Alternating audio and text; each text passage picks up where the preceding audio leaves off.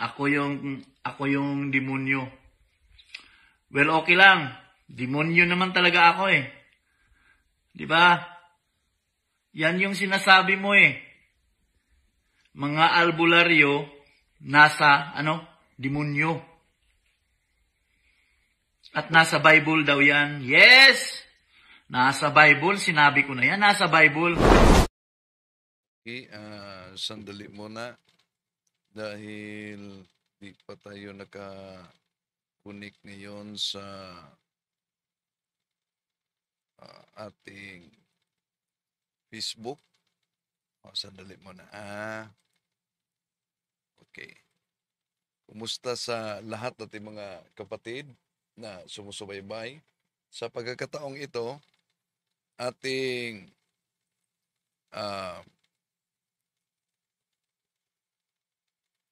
okay na. Ipagpatuloy po natin ngayon mga kapatid.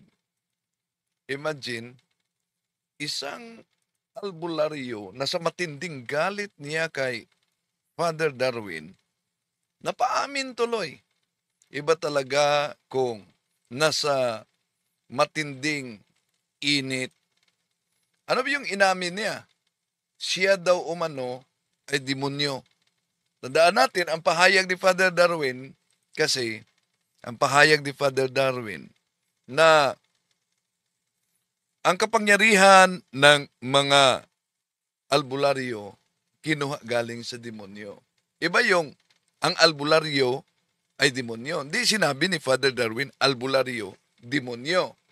Ang sabi niya, ang kapangyarihan na kinuha ng mga albularyo galing sa demonyo. Pero, sa tindi ng galit niya, sabi niya, ito ang tinatalakay natin kanina. Grabe talaga, minumura niya si Father Darwin. Pari nga sama nimo nga buang-buang.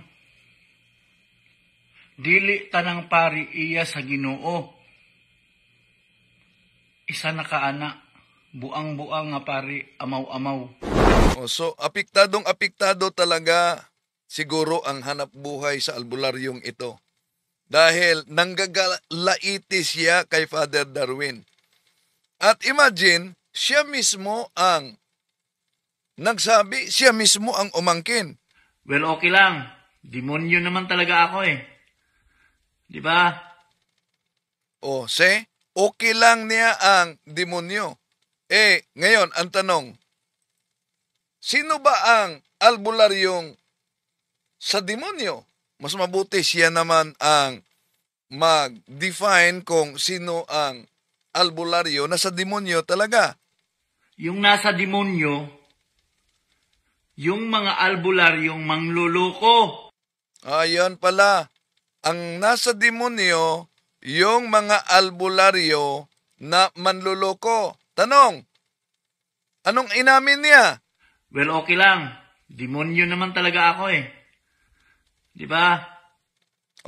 So kung okay lang na demonyo umano siya galing mismo sa kanya yan. At ang sa demonyo, yung nasa demonyo, yung mga albularyong mangluloko. Yan. Kaya yung mga pasyente ng taong ito, mag-isip-isip na kayo. Sa kanya galing ang pahayag niyan. Dahil sa matinding galit niya. Tatalakayin muna natin ito. Samahan niya ko.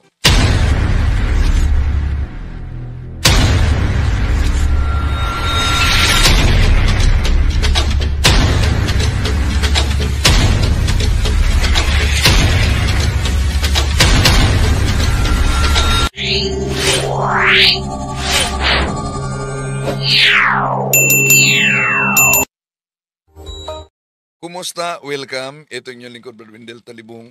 Muli makasama ninyo at inanyayahan natin ating mga suking taga-subaybay. Huwag kalimutang pindutin ang like sa ating live at sa mga bago pa lang, pindutin ang subscribe at ang bell button para updated kayo mag-comment at i-share ninyo. So, na tunghayan ninyo ang panggagalaiti nitong albularyo na malaki din ang mga anting-anting. Nanggagalaiti talaga kay Father Darwin sa pahayag ni Father Darwin. Dahil dami ng mga albularyo, babae man o lalaki, ang sumuko sa Office of Exorcism. At minumura niya si Father Darwin. May isang video pa na natuwa siya sa nangyaring pagpanaw sa ama ni Father Darwin. At sabi niya, kasalanan daw umano yon ni Father Darwin.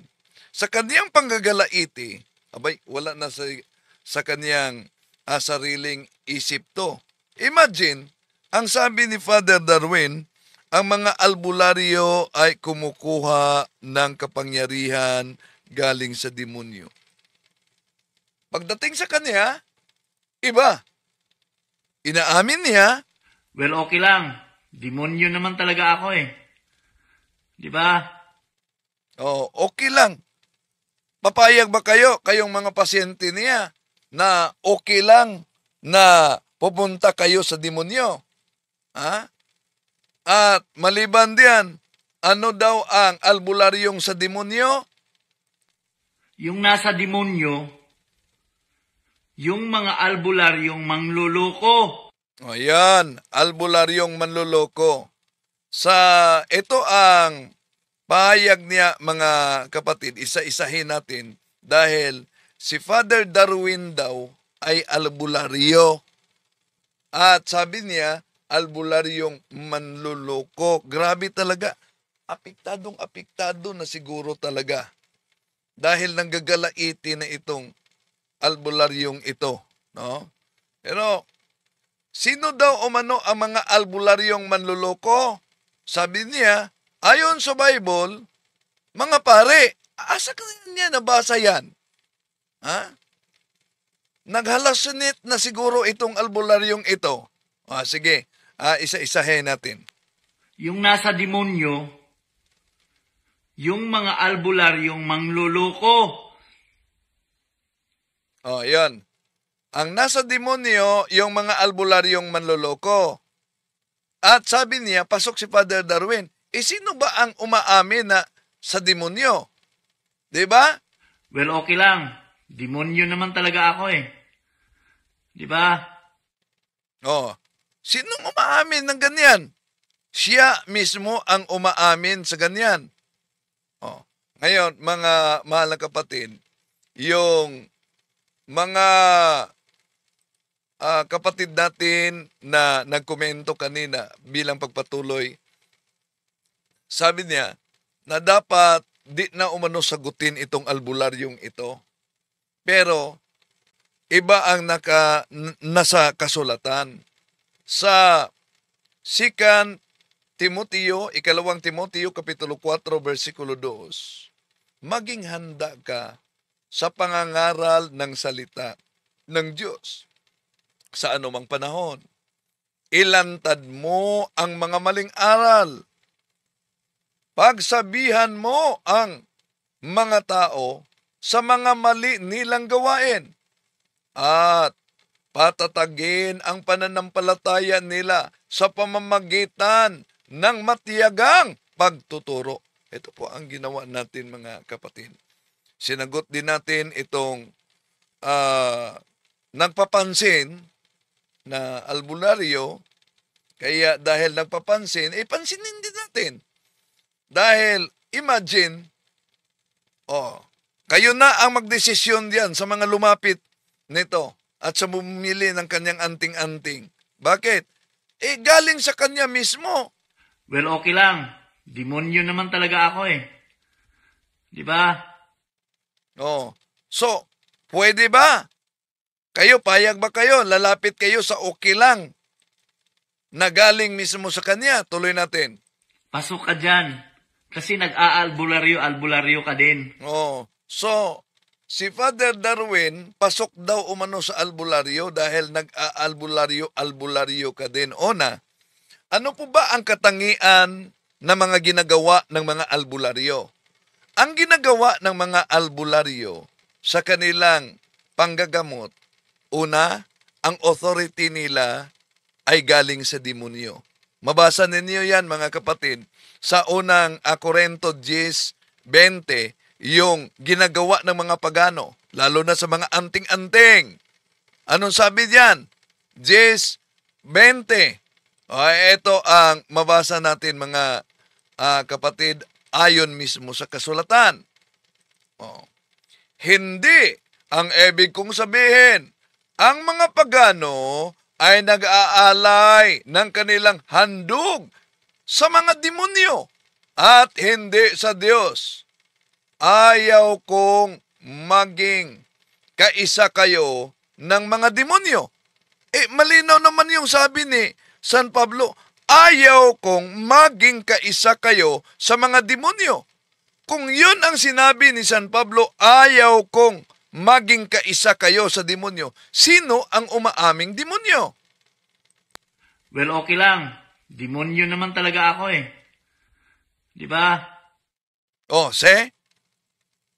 Malinaw sa Biblia. Now, ngayon, kung ang pag-uusapan natin ay kaugnay sa albularyo, alam nyo naman, ang albularyo ay may mga anting-anting. Di ba? At, nakita nyo ba na ang mga pare, ang mga exorcist, ay may mga pinopromote na anting-anting? Lahat ng mga anting-anting ng mga albularyo ay isinusuko yan ng mga albularyo sa Office of Exorcism. Isinuko talaga nila yan sa Office of Exorcism. At tingnan niyo, ano po ba yung mga albularyo? Karamihan may mga tato. Ano po ba ang mabasa sa Biblia? Leviticus Kapitulo 19:28, bawal ang tato. Ano po ba ang ginamit ng albularyo sa kanilang panggagamot? Ang ginamit ng mga albularyo sa kanilang panggagamot ay yung lana ng niyog. At minsan, yung mga albularyo, maghanap yon ng niyog na isa lang ang mata, o kaya'y tatlo, o kaya'y, yun, hinahanap nila yan. Pero, sa simbahan, kung may magkasakit, batay sa turo ng mga apostol, ano po ba ang oil na gagamitin? Sa niyog ba? Ito po, mabasa natin, mga kapatid.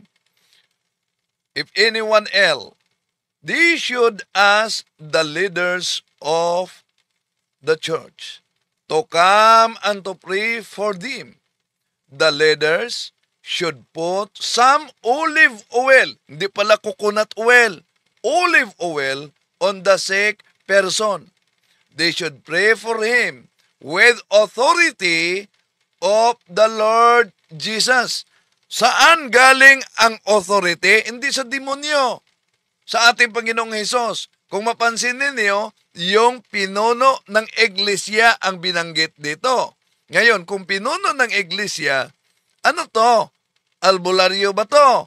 Hindi to albularyo. Malinaw kung tingnan natin ang Douay version, ito'y pare ng iglesia. Kung may magkasakit sa inyo, magpatawag ng pare sa iglesia at magdasal siya.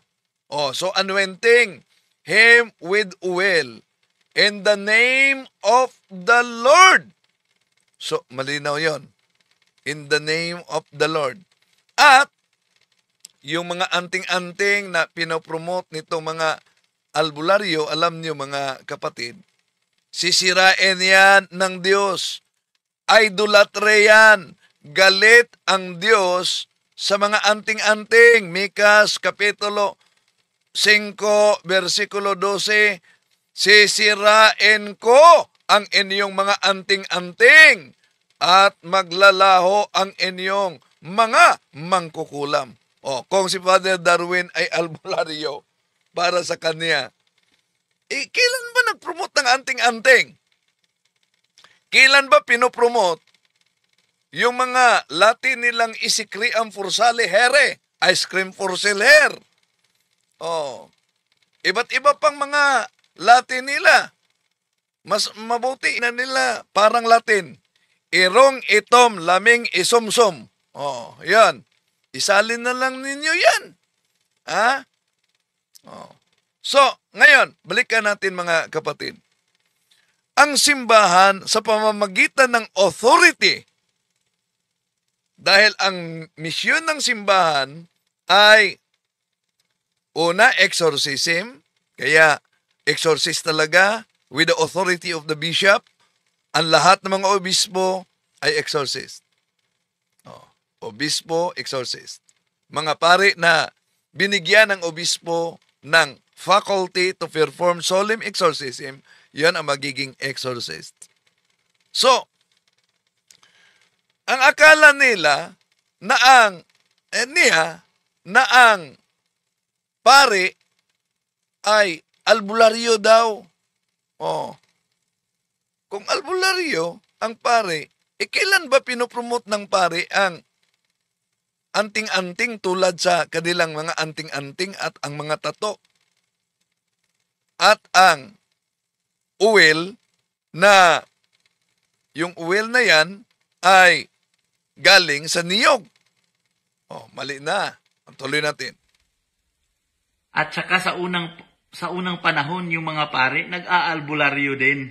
Mga mangluloko mukhang pera. Yan ang akala niya na noong una umano, ang mga pare, nag-aalbularyo din. Mukhang pera daw umano. Sino kaya ang mukhang pera na apektadong-apektado? Sino ba ang nagbinta ng anting-anting? Sino ba ang nagbinta ng lana? Ng niyog? Di ba mga albularyo? Oh, napakita natin magkaano yung sa uploaded video, napakita na natin magkaano yung mga ibinibintang mga anting-anting habak at lana ng niyog.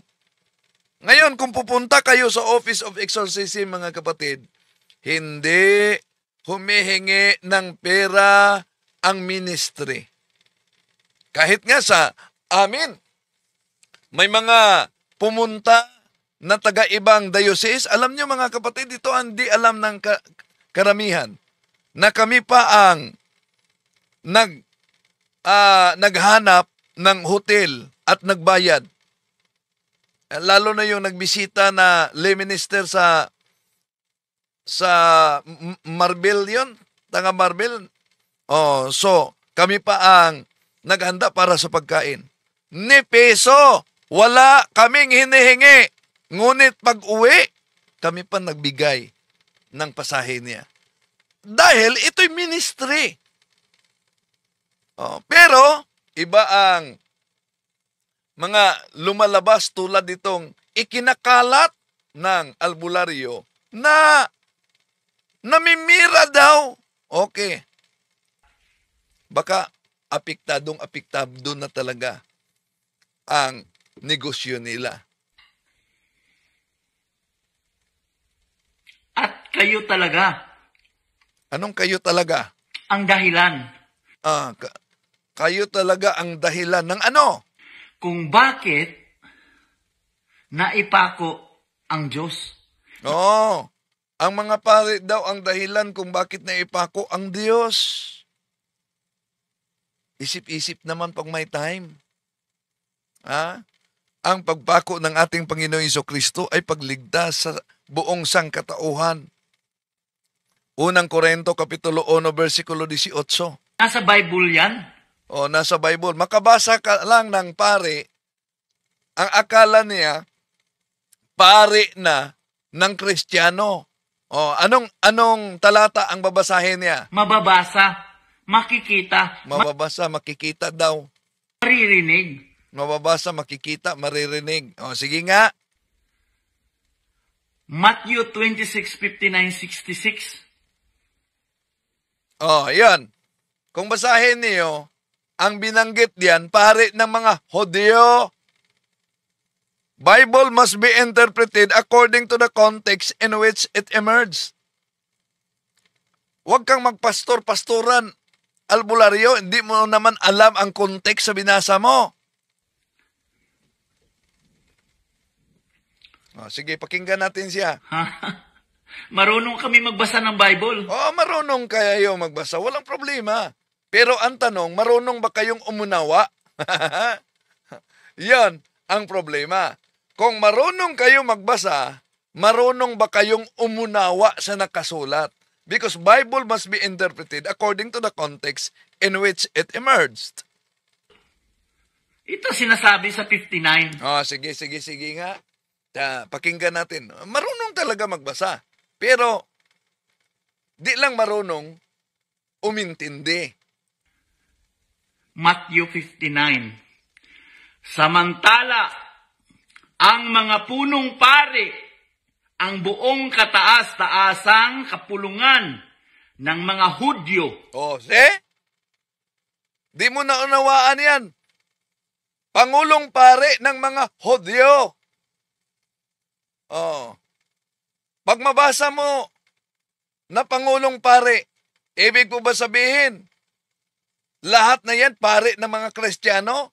Mabasa sa Hebreo Kapitulo 4, 14, 16, ang ating Panginoong Hesukristo, pinunong pare. Ano yan? Tuloy natin. Ay naghahanap ng maling paratang laban kay Hesus, upang siya'y maipapatay. Deny pa. Grabe talaga ang unawa nitong albularyong ito. Ngayon, dito niyo malaman na may sariling theology na ang albularyo. Pag makabasa ng Pangulong Pare ng mga Hudyo, ay ang interpretasyon agad, pare ng simbahang Katoliko. Kinikiliti ako sa taong ito. Okay, tuloy natin. Sa 60. Sige, tingnan natin ano 60. Ngunit wala silang nakita kahit na maraming humaharap na sinungaling na saksi laban sa kanya. Kita mo yan? So kita mo yan? Kita mo kung paano magbasa at umunawa yung albularyo gamit ang Biblia? Kita mo yan? Pagkatapos ang interpretasyon, pare ng simbahang Katoliko, nabasa niya, pare ng mga Hudyo. Iba yung Judaism. Iba ang Christianity. Tuloy natin. Dahil sa pagkakataong ito, marinig ninyo ang albularyo nagtuturo na ng theology. Sa wakas, may dalawang humarap at nagsabi, sinabi ng taong ito na kaya daw niyang gibain ang templo ng Diyos at muli itong itayo sa loob ng 3 araw. And then, anong unawa mo dyan? Pare na ng simbahang Katoliko. Ewan ko kung ano kayang relihiyon nitong albularyong ito. Dahil nagbasa din ng Bible. Yung isang albularyo na naghamon kay Father Darwin, nalala nyo? Yung albularyo na naghamon ng debate ni Father Darwin, ay Baptist para yon. No? Albularyo na Baptist. Yon ay naghamon kay Father Darwin. At nang tinanggap naman ni Father Darwin ang hamon, abay, akala ko di matakot ito mga albularyo dahil ang daming mga burloloy nilang suot. Ang galing lang maghamon pala. Pero, takot pag tinanggap na. Kaya ito, gihagit ba nimo ang pari og debate? Pwede. Debate Jaime. see? Sabi niya sa binasa, Hinamon mo ba ang pare sa debate? Pwede.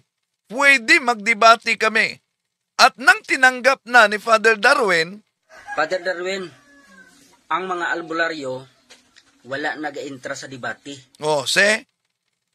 Father Darwin, ang mga albularyo, hindi sasali sa debate. Ba't nag-iba ang hangin? Bakit? Ano daw?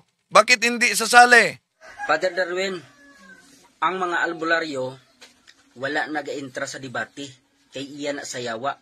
So ang mga albularyo hindi daw sasali sa debate dahil ang debate ay sa demonyo yan.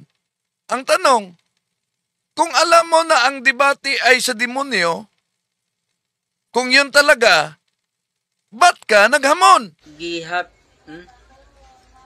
Gihagit ba nimo ang pare og debate? Pwede. Debate Jaime. Naghamon ka ba ng debate? Pwede, magdebate kami. Yung tanggapin na ni tinanggap na ni Father Darwin, nag-iba ang anyo.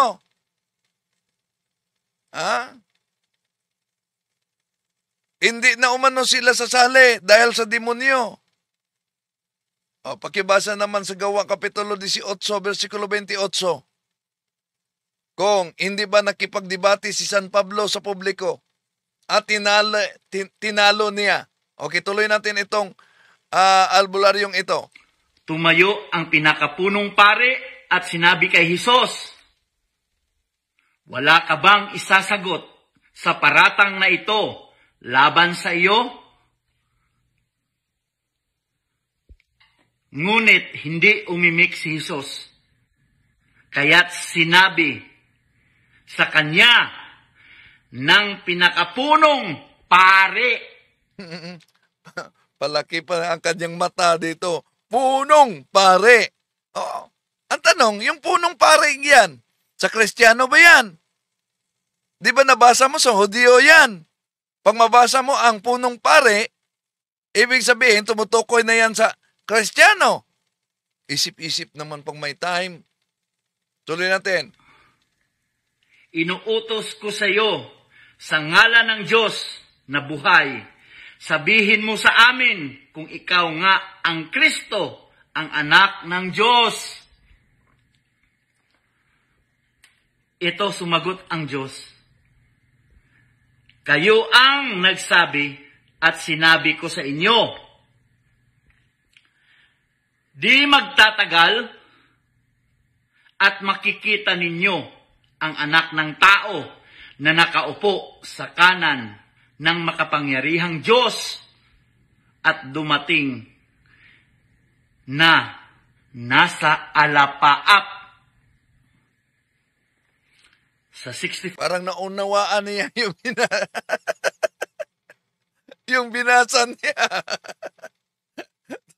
Tuloy natin. 5. Pagkarinig nito, Pinunit ha? Pinunit. Ng pinakapunong pare ang kanyang damit at sinabi, nilapastanganan niya ang Diyos. Hindi na natin kailangan ng mga saksi. Narinig nyo ngayon ang kanyang paglapastangan. Ano ang pasya ninyo? Dito sumagot yung mga followers. Sige, ano sagot? Ng paring mabait. Paring mabait daw. Tama talaga itong comment ni St. Francis Xavier.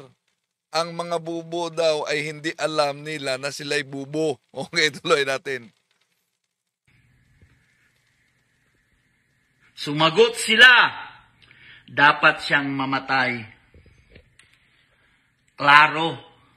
Klaro ang nabasa mo. Pero,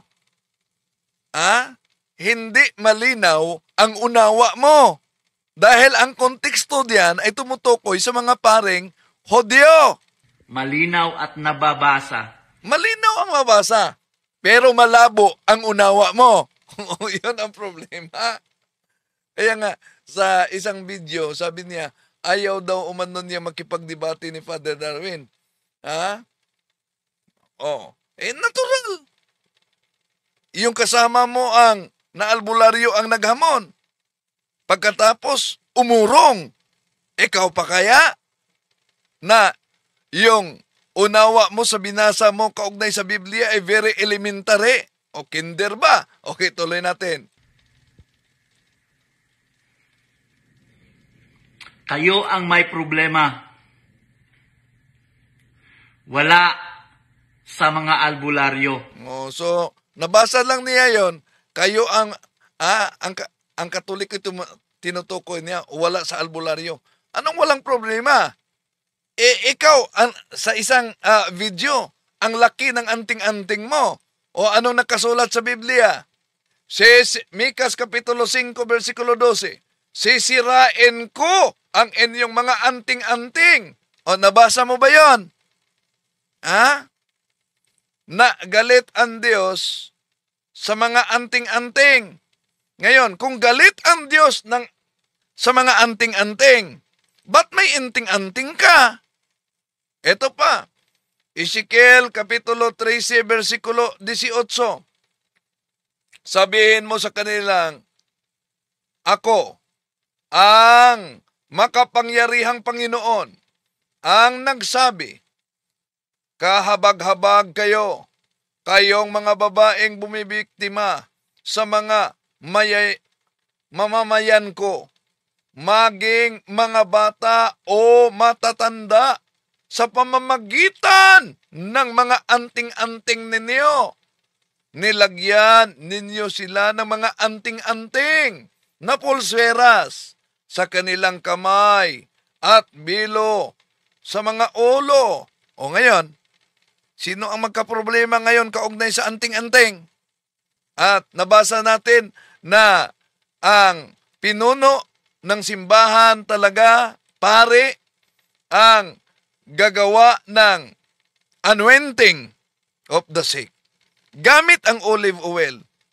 O kung gumagamit kayo, mga albularyo, gumagamit kayo sa Biblia, asan mabasa sa Biblia, aber, na ang lana na gamitin ay lana galing sa niyog? Mabasa ba ninyo yan? Yung mga kasamang albularyo, di ba, tad-tad ng tato ang katawan. Asan mabasa sa Biblia na ang mga albularyo dapat magpatato? Di nyo ba alam na bawal sa Diyos ang paglagay ng tato sa katawan? Nabasa na natin yan. Tuloy natin, mga kapatid. Bakit ba galit sila kay Jesus noon? No, bakit? Bakit? Kasi gumagawa siya ng milagro. Yun daw ang dahilan. Nagalit ang mga Hudyo, ang mga pinunong pari dahil sa mga milagro ng ating Panginoong Hesus. Nakatulong siya sa mga tao. Nagalit daw dahil nakatulong. Ang lalim ng unawa, no? Na walang bayad. Na walang bayad. At tanong, bakit yung mga albularyo nagpabayad? Bakit yung mga anting-anting ang mahal? Bakit yung lana ang mahal? Lana pa ng niyog.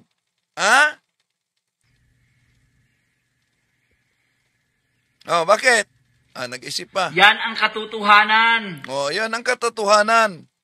Kaya, kung sa palagay niya, mga kapatid, pag nabasa ang salitang pari, diyan sa Biblia, na tumutukoy sa mga pari Hudyo, lahat na pari ay sa Judaism na. Si San Pablo, pare siya. Di mo ba yan nabasa? Kaya, delikado kung umanib ka sa siktang walang pare. Asan yan mabasa? Ito. Roma 15:16.